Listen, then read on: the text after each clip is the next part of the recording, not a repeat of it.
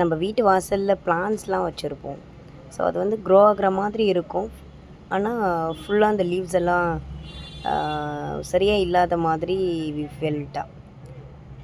So என்ன இப்படி ஆகுது அப்படின்ட்டு we felt very bad about திஸ்ஸா. ஸோ ஸ்பேரோஸாக நம்ம காரிடாரில் இருக்கோம். நம்ம கூடுகளோட நெஸ்ட் பாக்ஸ் 2 ஃபிக்ஸ் பண்ணியிருக்கோம். ஸோ நிறைய ஜென்ரேஷன் ஆஃப் ஸ்பேரோஸ் அது அந்த பாக்ஸஸில் நம்ம பார்த்துருக்கோம்.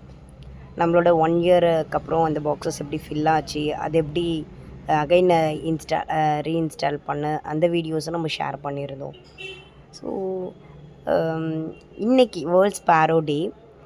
ஸோ இன்றைக்கி பார்த்திங்கன்னா நம்ம கற்பூரவள்ளி பிளான்ட்டை வந்து நம்ம ஸ்பேரோஸ் சாப்பிட்டுட்டு இருக்காங்க ஹெல்த்தி ஃபுட்டாக. அது பார்க்குறப்ப ரொம்ப ஹாப்பியாக இருந்துச்சு.